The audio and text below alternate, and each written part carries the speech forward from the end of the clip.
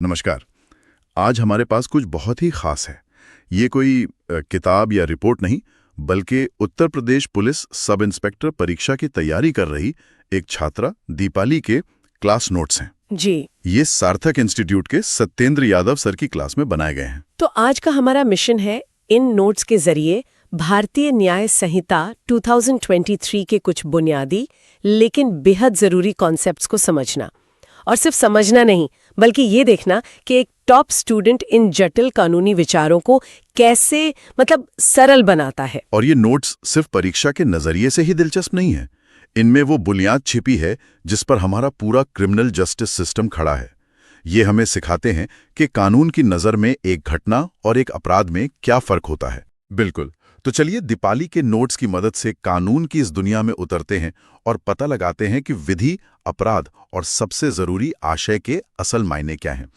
तो सबसे पहली और बुनियादी बात, विधि यानी कानून है क्या? दीपाली ने अपनी नोटबुक के पहले ही पन्ने पे लिखा है कि ये उन नियमों का एक समूह है जो किसी राज्य के लोगों के कामों को नियंत्रित, विनियमित और निर्देशित करता है। लेकिन यहाँ एक दिलचस्प बंटवारा है। हाँ, और ये बंटवारा समझना बहुत जरूरी है। कानून की यूं समझ लीजिए दो चेहरे होते हैं। पहला है मूल विधि या सब्सटैंटिव लॉ। ये वो कानून है जो हमें बताता है कि क्या अपराध है और उसकी सजा क्या होगी। अच्छा। इसका सबसे बड़ा उदाहरण है भारतीय न्याय संहिता 2023, जिसे हम BNS कहते हैं। इन नोट्स के मुताबिक इसमें 20 अध्याय और 358 धाराएं हैं जो अलग अलग अपराधों की परिभाषा बताती हैं। और दूसरा चेहरा? दूसरा चेहरा है प्रक्रिया विधि या प्रोसीजरल लॉ। ये कानून बताता है कि मूल विधि को लागू कैसे किया जाएगा।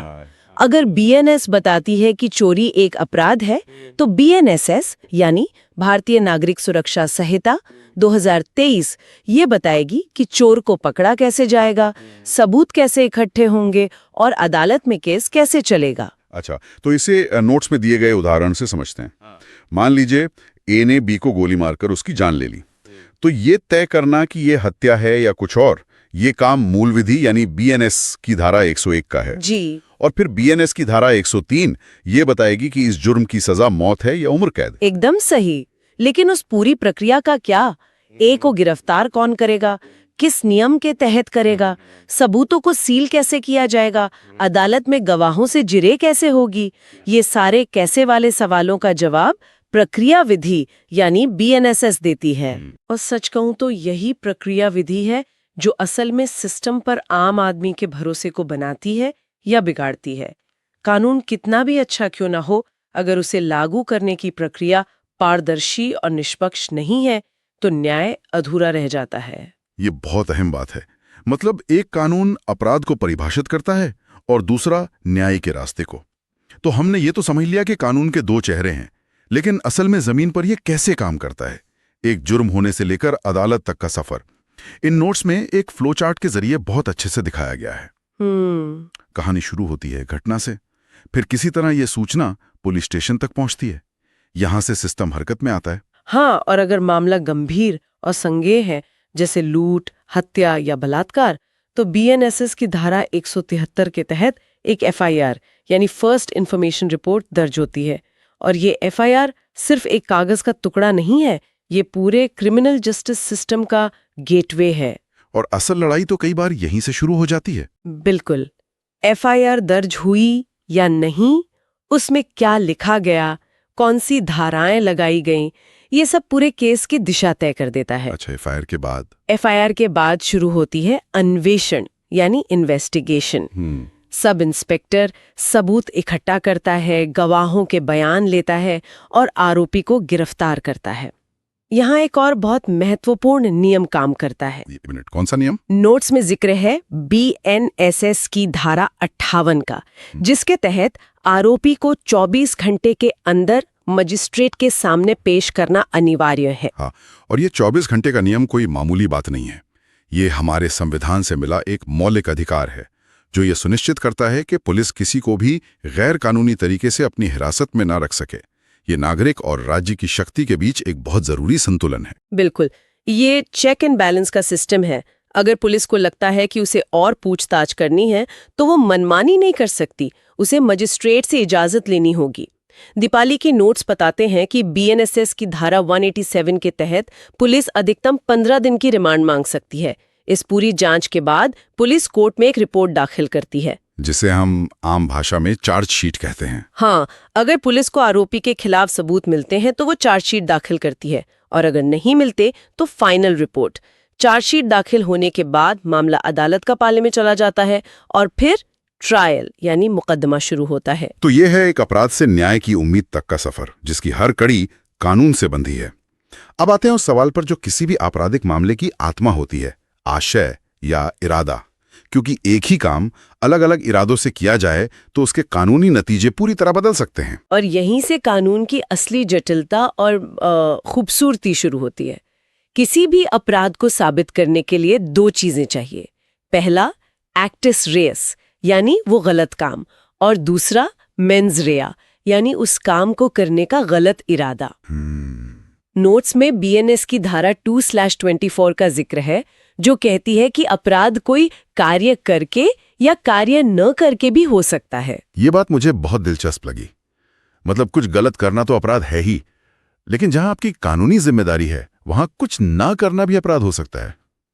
जैसे नोट्स में उदाहरण है कि एक जेलर जानबूझकर कैदी को खाना नहीं देता और कैदी की मौत हो जाती है। हाँ, यहां जेलर ने कुछ किया नहीं, बल्कि जो करना चाहिए था वो नहीं किया। बिल्कुल, इसे ओमिशन या कार्योलोप कहते हैं। ये तो हुई एक व्यक्ति की बात, लेकिन मामला तब और पेचीदा हो जाता है जब एक से ज्यादा लोग शामिल हों। यहाँ नोट्स में दो बहुत मिलते जुलते लेकिन कानूनी तौर पर बिल्कुल अलग कॉन्सेप्ट समझाए गए हैं, सामान्य आशय और समान आशय। सुनने में तो ये बिल्कुल एक जैसे लगते हैं। सामान्य और समान में कानूनी तौर पर इतना बड़ा क्या फर्क हो सकता है? यहीं पर कानून की बारीकी है, और ये फर्क सजा तय करने में जमीन आसमान का अंतर ला सकता है।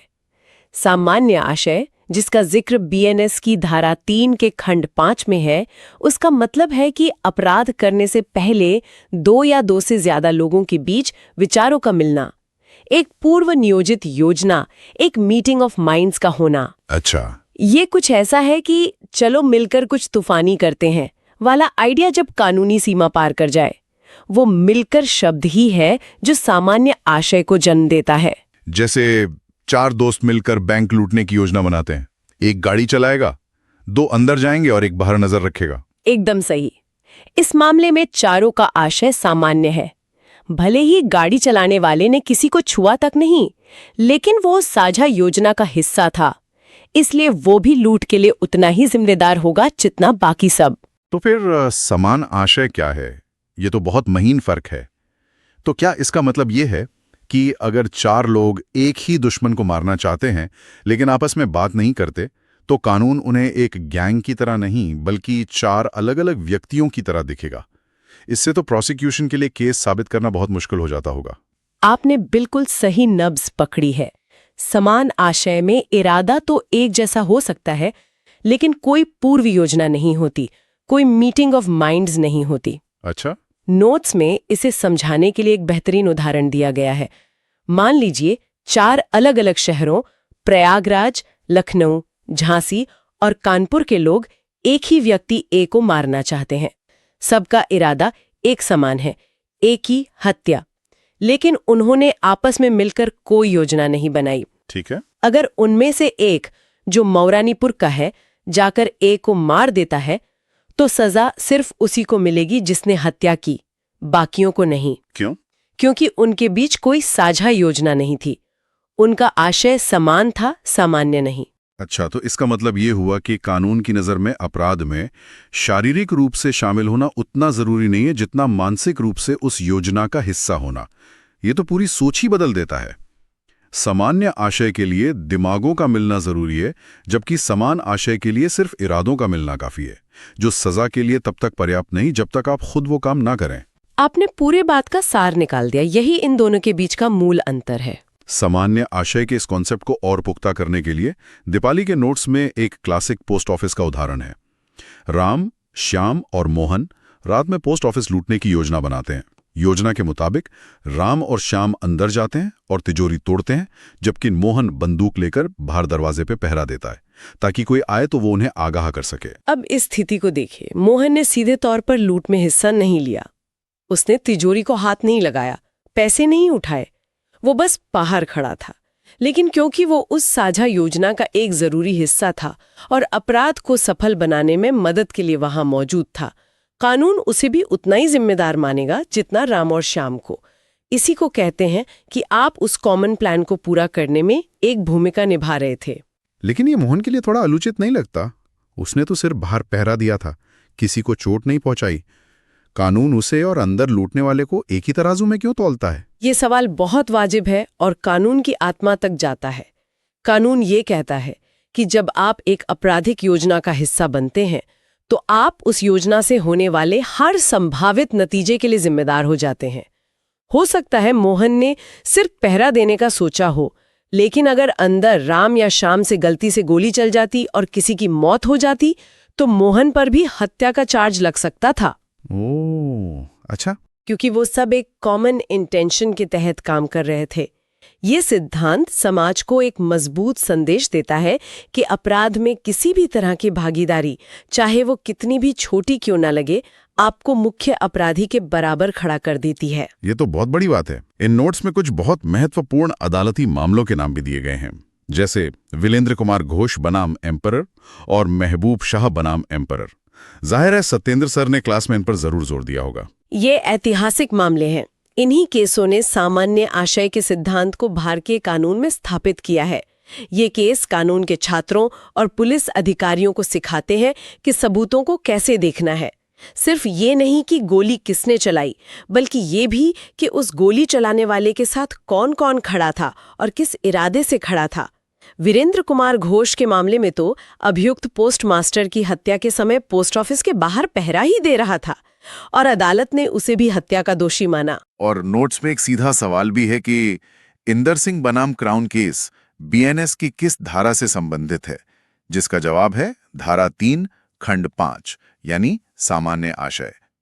इससे पता चलता है कि परीक्षा के लिए ये केस कितने जरूरी हैं। हाँ, ये सिर्फ केस स्टडी नहीं है, ये वो नींव के पत्थर हैं जिन पर इरादे से जुड़े कानून की पूरी इमारत टिकी है। तो आज दीपाली के इन शानदार नोट से हमने कानून की कुछ बहुत ही बुनियादी पर गहरी बातें सीखी।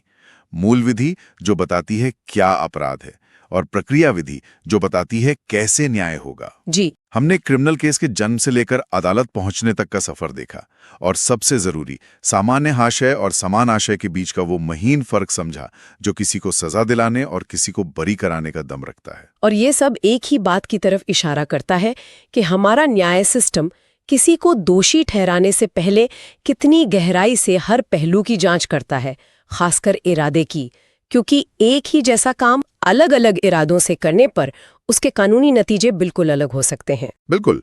और जाते जाते एक सवाल छोड़ जाते हैं जो इन नोट्स के ही एक छोटे से कोने से निकला है। नोट्स में एक जगह सद्भावपूर्वक किया गया कार्य यानी act done in good faith का जिक्र है और साथ में एक डॉक्टर के असफल ऑपरेशन का उदाहरण दिया गया है जिससे मरीज की मृत्यु हो जाती है। ये सोचने पर मजबूर करता है कि एक डॉक्टर की नेक इरादे से की गई गलती और आपराधिक लापरवाही के बीच की वो पतली सी रेखा कहाँ है। कानून ये कैसे तय करता है कि कब किसी की जान बचाने की नेक कोशिश एक जुर्म बन जाती है।